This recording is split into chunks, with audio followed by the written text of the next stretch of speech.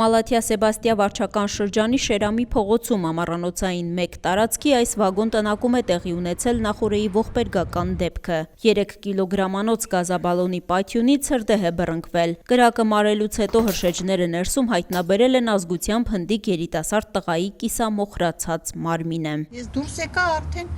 բաները կանգնած էին։ 104-ներ կանգնած, 2 հատ շտաբօգնության մեքենաներն էր կանգնած,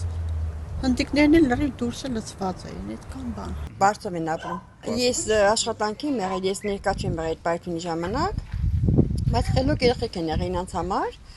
Ես եկել եմ ընդամենը տեսին եմ, որ արդեն կանգնած են այդ պաժարնի մեքենաները եւ այդքան արդեն հանգցրել էին կրակը, արդեն համարյա կես բանը անցել էր էլի։ Վագոն տնակի դուռն այսօր կողպված է, տարածքում ոչ ոք չկա։ Նախօրեի ողբերգության հետքերն են միայն պատուհանի կոտրված ապակիների տեսքով։ Ով էր հնդիկ երիտասարդը, ինչ նպատակով էր Հայաստանում, թաղամասի բնակիչները շատ բան չգիտեն, բացի այն, որ նա նոր էր Հայաստան ժամանել եւ այդ տանը վարձով բնակվող իր հնդիկ ծանոթների մոտ հյուր էր գնացել։ Ինքը նոր էր եկել Հայաստան, Հնդկաստանից